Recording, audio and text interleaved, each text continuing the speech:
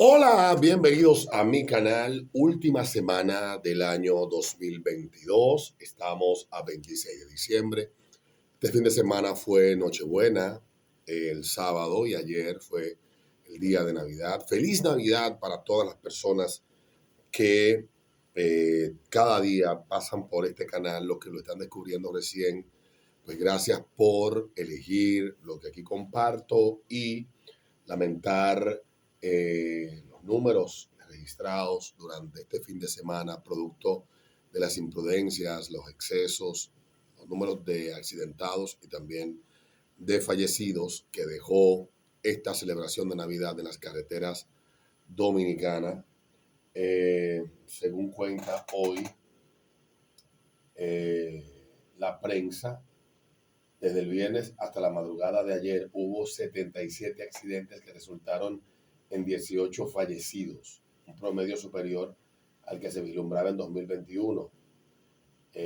Hubo menos accidentes, pero este año hubo más muertos. El año pasado hubo 10 pérdidas humanas solamente en ese lapso de tiempo. En este hubo más los accidentes. Hay que ver entonces qué tipo de accidentes. Si involucró carros de cuatro gomas, motores, porque sabemos la cantidad de personas que andan cometiendo imprudencias en las calles. La, la policía informó que no hubo crímenes durante la Nochebuena, no se registró ningún tipo de muerte violenta en el país como resultado del despliegue de la policía en las calles. Y el jefe de la policía, el señor Eduardo Alberto Ten, recorrió la madrugada del 25 algunos puntos de la ciudad. Así que hubo, hubo una, una interesante, bueno, interesante no, intenso, era lo que iba a decir. Intenso patrullaje, puedo decirlo, porque en el barrio que vivo usualmente hay un desorden que se da en la esquina y la policía los 2 días fue. Ya se acabó la fiesta, a cerrar los colmados, para evitar situaciones. Usualmente la gente amanece en la calle y este año pues la gente por mi barrio, aunque amaneció igual, pero en grupos más pequeños y con menos problemas. 37 personas perseguidas por la Policía Nacional por diversas acciones delictivas se entregaron voluntariamente del 14 de noviembre al 19 de diciembre. Parece que el mensaje está llegando. El mensaje está llegando y hay gente que no quiere que se lo lleven en parihuela, en una caja para el cementerio. Y estos tipos que eran buscados, pues han entendido que deben de entregarse por las buenas, porque al parecer eh, ellos están bien informados de que si no es por las malas. Y muchos se han entregado. Entonces ahí está. Por otro lado, se cierra el año ya con este resumen del fin de semana, de lo que ha pasado. Se cierra el año, un año tempestuoso para Twitter. Twitter es una empresa norteamericana de comunicación, una de red social, pero yo la veo más como una plataforma de comunicación que cualquier otra cosa. Es sin lugar a dudas la herramienta más poderosa de comunicación con la que contamos hoy en día, a pesar de que usted considere que hay poca gente. Las personas que están en Twitter son lo que hacen la diferencia para la importancia de la herramienta. O sea, hay mucho baboso, mucho la mierda, mucha gente que tiene una idea un tanto exagerada de sí misma, los linchadores, etcétera. Eso sí hay de todo, como lo hay en todas las redes sociales. Pero eso tiene un remedio fácil. eh, a los linchamientos digitales tiene un remedio fácil, es no hacerle caso. Ellos muchas veces logran ponerle las vidas con las patas para arriba a la gente, pero ya eso es otro tema de otra clase que no vamos a tocar en el día de hoy. Twitter, desde la elección del 2020 en Estados Unidos, el año pasado, 2021, pues fue el primer año de Joe Biden. Y todo lo que tenemos años usando Twitter y usando con mucha frecuencia redes sociales, incluyendo YouTube, vimos cómo en el 2021 la llegada de los demócratas a la Casa Blanca no era que no pasara durante los años previos a los demócratas, sí, pasó, pero se radicalizó con la llegada de Joe Biden a la Casa Blanca. Sentíamos que había una serie de cuestiones absurdas dentro de la red social que estaban pasando, una cantidad enorme de cuentas, incluida la mía, que la perdí por una coordinación de reportes que se dieron entre un grupo de personas para reportar tweets de hacía 12 años, de hacían 10, 11 años atrás. Tweets que en el tweets que en el momento en el que los publiqué no violentaban las políticas de entonces comunitarias de Twitter. Luego esas políticas fueron cambiando. Obviamente uno no anda borrando los tweets, aunque tengo amigos que sí lo hacían y tuvieron razón. Yo 300 y pico de mil de tweets. Tú sentarte a buscar tweet por tweet, conversación por conversación, para tú entonces reportar, obviamente que fue un trabajo coordinado y perdí la cuenta. En este caso, también pasó con YouTube este año, si no me equivoco, por algo que se reportó que dije y que no dije cuando estaba hablando con el tema de la vacunación, si no me equivoco. Eso fue en marzo de este año y tuve que durar una semana con hacer ¿cómo dice? Una limpieza en el canal y empezar a guardar videos y a borrar videos porque simplemente decían palabras que dentro de la nueva política que entró en vigencia en enero de este año de YouTube, eso era prohibido. Entonces así ha pasado con Facebook, o sea, se ha hecho casi imposible hacer uno poder hablar en las redes sociales. Hay que utilizar todo un lenguaje de evasivo, un lenguaje evasivo para evitar los reportes y las vainas. Ya por eso casi ni publico en Instagram, y ni se diga de TikTok, que es la mina de los videos reportados y los videos borrados por la plataforma. O sea, TikTok es una plataforma también complejísima dentro de todas las redes sociales que yo utilizo. Yo casi ni publico nada en esa plataforma. Pero con la llegada de el 2022 también vinieron hechos que provocaron que un empresario norteamericano muy importante, Elon Musk, se interesara por participar dentro de la empresa más importante de información, plataforma de información, que es Twitter. Más que una red social, tiene esa importancia capital. Las noticias más importantes se reportan primero en Twitter que en cualquier otro sitio.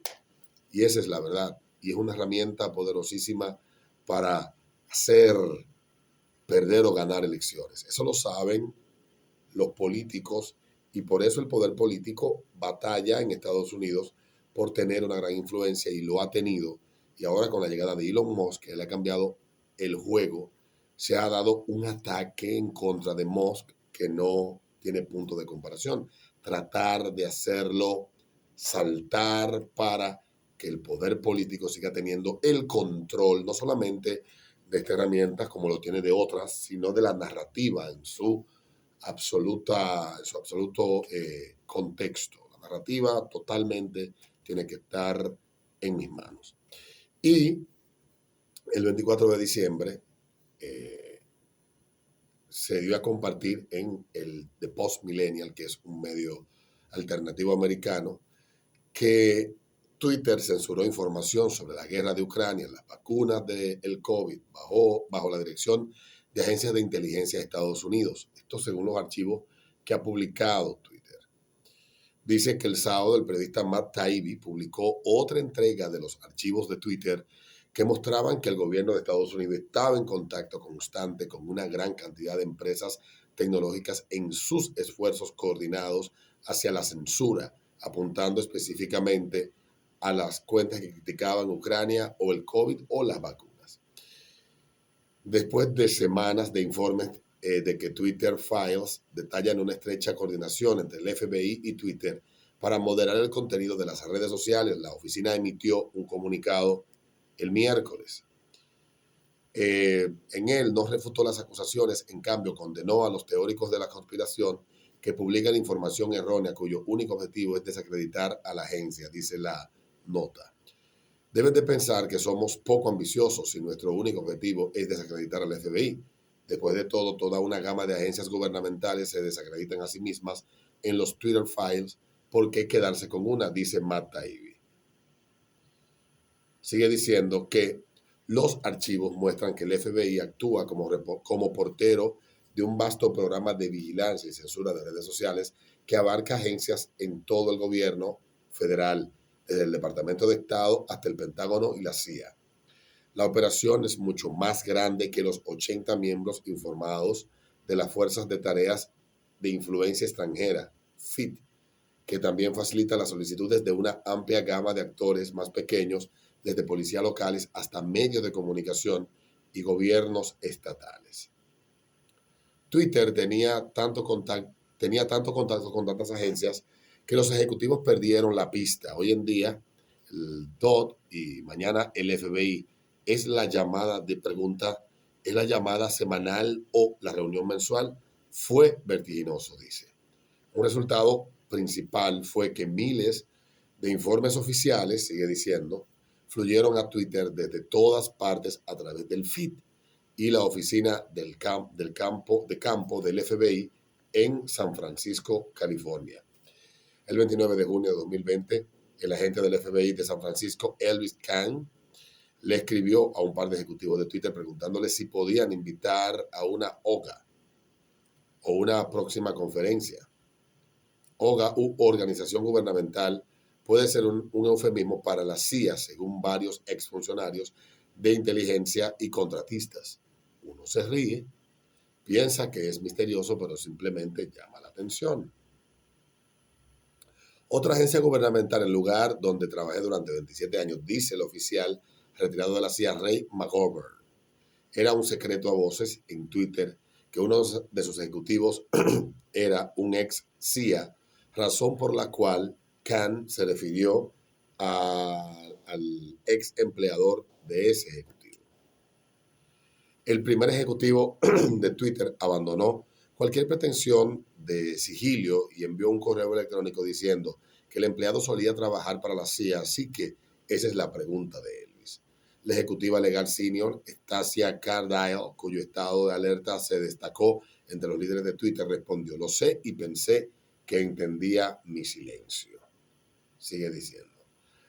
Cardile luego pasa los detalles de la conferencia al ex abogado del FBI recientemente contratado, Jim Baker. Invité al FBI y la CIA también asistirá virtualmente, le dice Cardile a Baker, y agrega intencionalmente: no es necesario que asistas. El gobierno estuvo en contacto constante, no solo con Twitter, sino con prácticamente todas las empresas tecnológicas importantes. Estos incluyeron a Facebook, Microsoft, Verizon, Reddit, incluso Pinterest y muchos otros actores de la industria también celebraron reuniones periódicas con el gobierno. Uno de los foros más comunes fue una reunión regular de la Fuerza de Tareas de Influencia Extranjera, FIT, de varias agencias a las que asistieron una gran cantidad de ejecutivos, personal del FBI y casi siempre uno de los asistentes marcados como OGA. La agenda de las reuniones de FIT prácticamente siempre incluían al comienzo o cerca de él una reunión informativa de la OGA, generalmente sobre los asuntos extranjeros, y a pesar de que su mandato oficial es influencia extranjera y la oficina del FBI en San Francisco se convirtieron en conductos para montañas de solicitudes de moderación internas de gobiernos estatales, incluso de la policía local. Muchas solicitudes llegaron a través de Teleporter, una plataforma en la que muchas comunicaciones fueron programadas para desaparecer. Especialmente a medida que se acercaban las elecciones del 2020, el FIT y el FBI abrumaron a Twitter con solicitudes enviando listas de cientos de cuentas problemáticas. Hubo tantas solicitudes del gobierno que los empleados de Twitter tuvieron que improvisar un sistema de priorizarlas, clasificarlas. El FBI claramente estaba adaptando las búsquedas a las políticas de Twitter. Las quejas del FBI casi siempre representaban alguna parte como posibles términos de infracción de servicios, incluso en la línea de asuntos. Los ejecutivos de Twitter notaron que el FBI parecía estar asignando personal para buscar violaciones de Twitter. Tienen algunas, recuerda lo que decía al principio, tienen algunas personas en la oficina de campo de Baltimore, en la sede no solo están haciendo búsquedas de infracciones por palabras claves. Esta es probablemente la 10ª solicitud que he tratado en los últimos 5 días, comentó uno de los empleados de Twitter. Incluso el ex abogado del FBI, Jim Baker, estuvo de acuerdo. Es extraño que estén buscando violaciones de nuestras políticas. Cuentas nombradas en un artículo de Daily Beast, los altos ejecutivos dicen que son de apoyo y completamente cómodos en hacerlo. También dice que a nadie le pareció extrañarle que un grupo de trabajo de influencia extranjera estuviera enviando miles de informes, en su mayoría nacionales, junto con el DHS, sobre el material más marginal. La intromisión extranjera había sido la justificación ostensible para una moderación ampliada desde que las plataformas como Twitter fueron arrastradas al Congreso por el Senado en el 2017.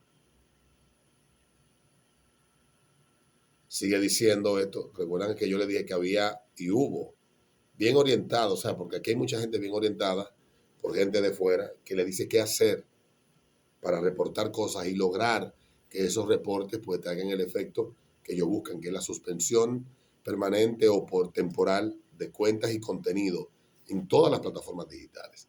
Sin embargo, detrás de escena, los ejecutivos de Twitter lucharon contra las informaciones del gobierno de interferencia extranjera que supuestamente ocurrían en sus plataformas y otras. Los Twitter Files muestran a los ejecutivos bajo presión constante para validar teorías de influencia extranjera y sin poder encontrar evidencias para afirmaciones claves. No se encontraron vínculos con Rusia, dice un analista, pero sugiere que podría ser una lluvia de ideas para encontrar una conexión más sólida. Probabilidad circunstancial extremadamente tenue de estar relacionado, dice otro. También sigue diciendo que no hay coincidencias reales con la información, dice el ex jefe de confianza y seguridad Joel Roth, en otro caso, señalando que algunos enlaces eran claramente rusos, pero otro era un alquiler de una casa en Carolina del Sur. En otro caso, Roth concluye que una serie de cuentas venezolanas a favor de Maduro no están relacionadas con la Agencia de Investigación de Internet de Rusia porque tienen un volumen demasiado alto. Y también dice que los venezolanos eran tuiteros de un volumen extremadamente alto, muy poco característico de muchas de las otras actividades del IRA, dice Roth. En un correo electrónico clave, la noticia de que el Departamento de Estado estaba haciendo un tambaleante afirmación pública de la influencia rusa llevó a un ejecutivo, el mismo con el pasado de Oga, a hacer una admisión condenatoria. Debido a la falta de evidencias técnicas de nuestra parte, generalmente lo hemos dejado así, esperando más evidencia. Dice, nuestra ventana en eso se está cerrando, dado que los socios gubernamentales se están volviendo más agresivos en la atribución. Traducción, socios gubernamentales más agresivos habían cerrado la ventana de independencia de Twitter.